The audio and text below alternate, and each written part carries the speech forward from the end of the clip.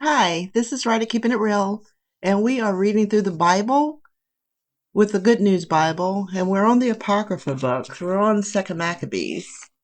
So Second Maccabees chapter 4. It's been a fascinating read. It's a summary of what happened in First Maccabees. And we've been reading about the temple treasury. That was chapter 3, where the Most High protected the money that was in the treasury. And now we're on chapter 4. Let's see what's going to happen now. So, Simon accuses Onias.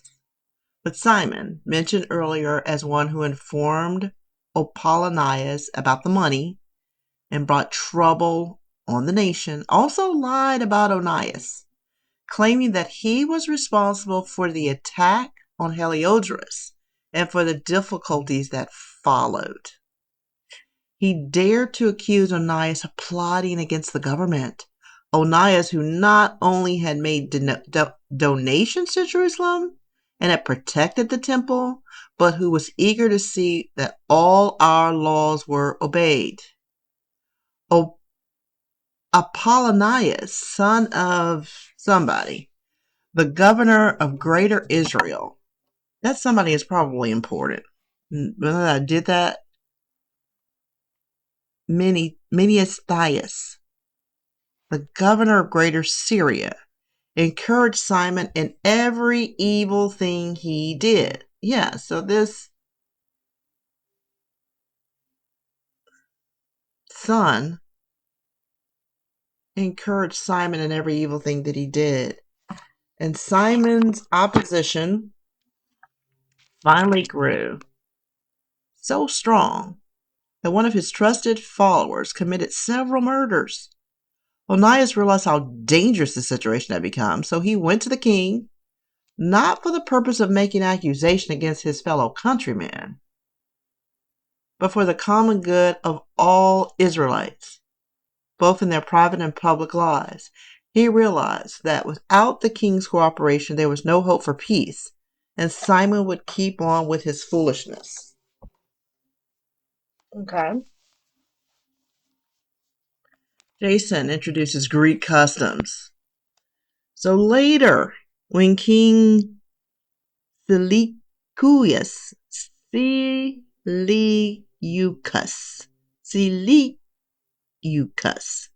died, and Antiochus, known as Epiphanes, became king, Jason, the brother of Onias, became high priest. Now we have a new high priest by corrupt means. A new high priest that stole the priesthood. He went to see the king and offered him 27,000 pounds of silver, 6,000 pounds of to be paid later. Silver and gold is back in the news, right? 6,000 pounds to be paid later. Jason also offered him an additional 11,250 pounds of silver for the authority to establish a stadium where young men could train and to enroll the people of Jerusalem as citizens of Antioch. So he's integrating them. The king gave his approval, and just as soon as Jason took over the office of high priest, he made the people of Jerusalem change to the Greek ways. Here we go. We saw this in First Maccabees, what was going on with a group, the Maccabeans, the father and his sons didn't change, but all the other people did integrate.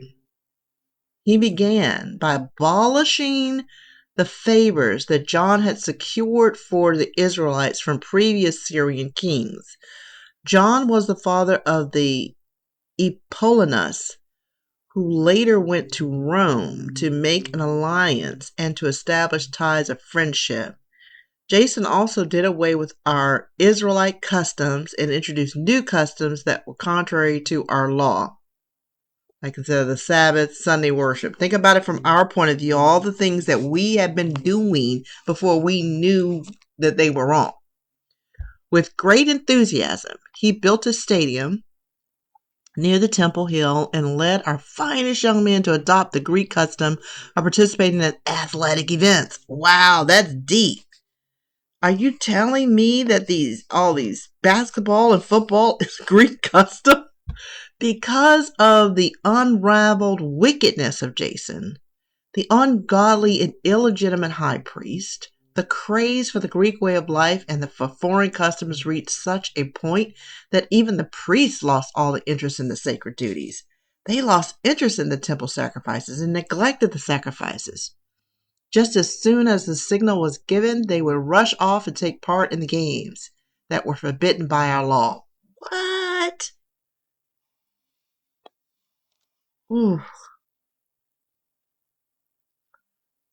They did not care about anything their ancestors had valued. They prized only Greek honors. And this turned out to be the source of all their troubles. For the very people whose ways they admired and whose customs they tried to imitate became their enemies and oppressed them. It is serious. It's a serious thing to discard God's. This is just, I tell you, it is a serious thing to discard God's laws, as you will see from the following events. Jerusalem under Syrian influence. Once when the king was present for the athletic games that were held every 5 years in the city of Tyre, that worthless Jason sent some men there from Jerusalem who were also enrolled as citizens of Antioch to take 22,500 pounds of silver to pay for a sacrifice to the god Hercules. What? But even these men did not think it was fitting to use such a large sum of money for a sacrifice, and so the money originally intended as a sacrifice to Hercules was used for the construction of warships. Oh, stop it! Stop it! Stop it! Stop it! Oh my God. What is this? I know it does. Worship, 2nd Maccabees 4:20. 2nd Maccabees 4:20. What does it say? 2nd Maccabees 4:20. The money then, in regards to the sender, was appointed to Hercules' sacrifice, but because of the bearers thereof, it was employed to the making of galleys. See, I wouldn't have known what that was, but I definitely know what a warship is, having to work for the shipyard.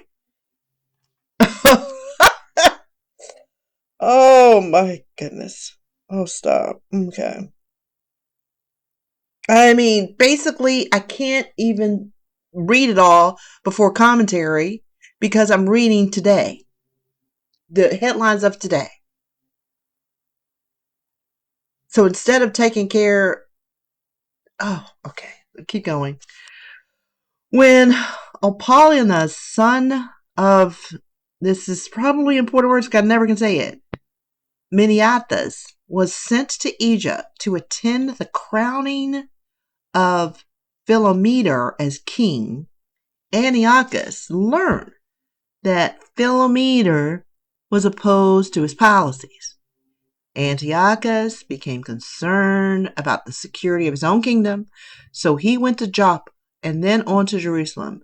There he was welcomed with great splendor by Jason and the people of the city, who went out to greet him, shouting and carrying torches. From Jerusalem, Antiochus led his army to Philonisa. Okay. Oh, I gotta try to breathe.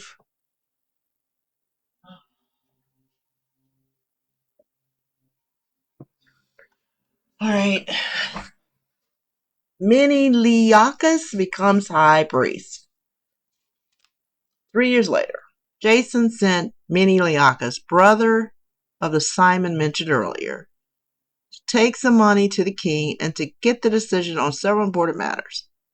But when he stood before the king, Menelaus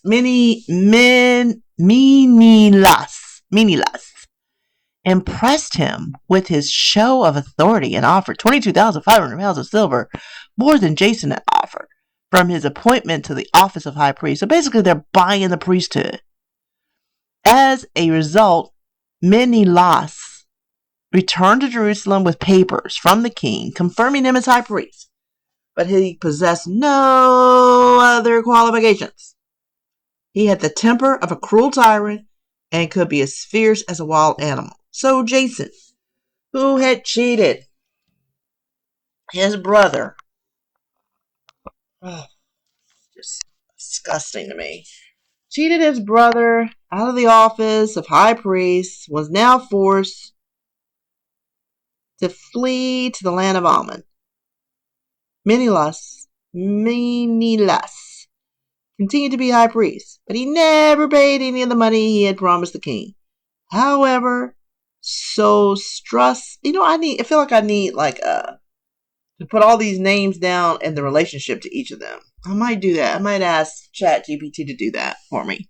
However, so Stratus, the captain of the fort in Jerusalem, kept demanding the money since it was his responsibility to collect it.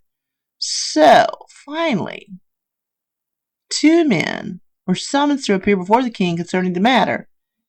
Menelaus left his brother, whatever his name is, Lysimachus, as acting high priest, while Sostratus left the fort under the command of Crates, the commander of the mercenary troops from Cyprus. Okay. Murder of Onias. Meanwhile, there was a revolt in the Sicilian cities of Tarsus and Maulos, because the king had given those cities to Antiochus, his mistress. So the king left Andronicus, one of his high officials, in command, while he hurried off to Sicilia to restore order. Menelaus took advantage of this opportunity and presented Andronicus and with some of the gold objects he had removed from the temple in Jerusalem. He had already sold some of them to the city of Tyre and to other nearby cities. When Onias heard about this, he fled for safety to a temple at Daphne, near the city of Antioch, and openly accused Menelaus. Then Menelaus secretly persuaded Andronicus to kill Onias. So Andronicus went to Onias. Remember Onias way back here? The priest that was a good guy? And deceived him with a friendly greeting and with promises of safety. Although Onias was suspicious, Andronicus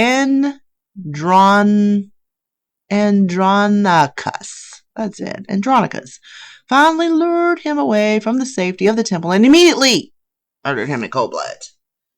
Andronicus is punished. The Israelites and the Gentiles were very angry because Onias had been murdered. So when the king returned from the territory of Sicilia, the Israelites of Antioch went to him and protested against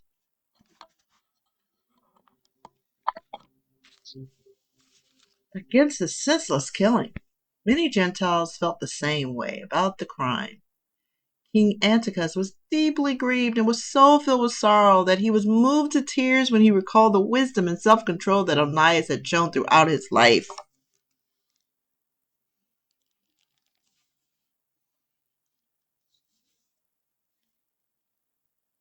Antiochus became so angry that he tore off Andronicus' royal robe, stripped him naked, and marched him around the city to the very spot where Onias had been murdered. Then Antiochus had his bloodthirsty murderer put to death. This was how the Most High gave him the punishment he deserved.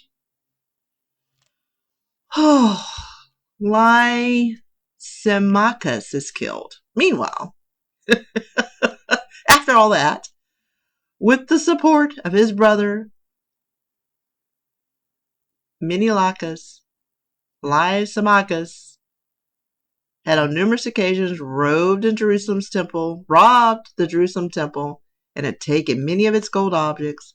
When word of this spread throughout the crowd, was spread around, crowds became to gather and protest against Lysimachus. Finally, their crowds were becoming dangerous and were beginning to get out of control. So Lycamus sent 3,000 armed men to attack them. What does that remind you of? Minneapolis today. They were led by Aranus, a man as stupid as he was old. When the Israelites in the temple courtyard realized what had happened, they picked up rocks, pieces of wood, and simply handfuls of ashes from the altar and threw them at Lysimachus and his men. In the confusion, they killed a few of his men, wounded many of them, and all the rest ran for their lives. Lysimachus himself,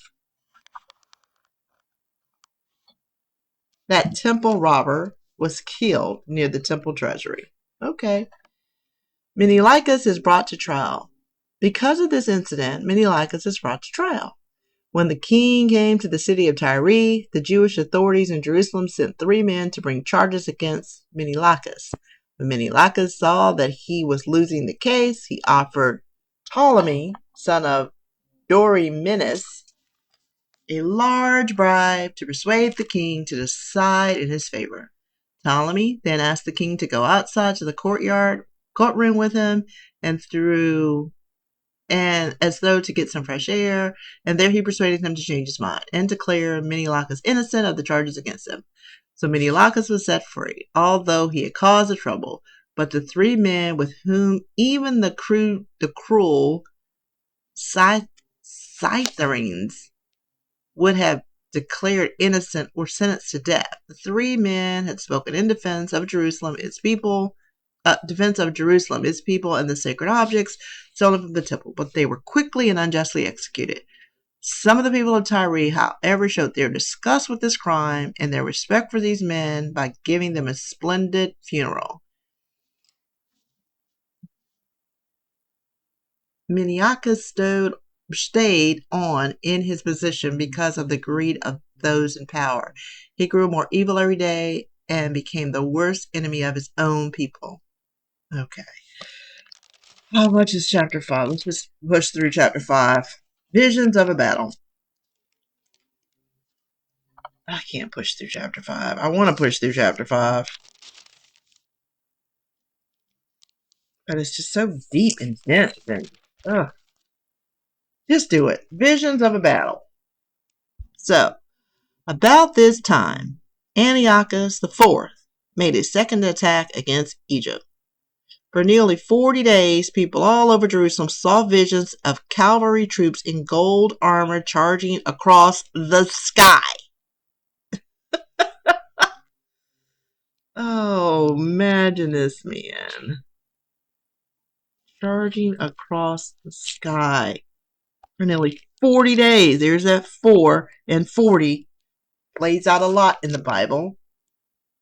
The horsemen were, this is stuff happening in the sky. This is a vision. The horsemen were armed with spears and their swords were drawn.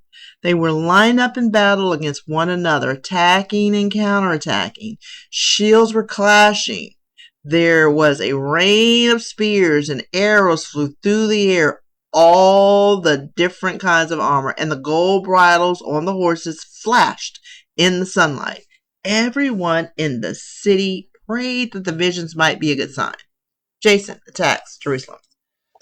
When a false report began to spread that Antiochus had died, Jason took more than 1,000 men and suddenly attacked Jerusalem.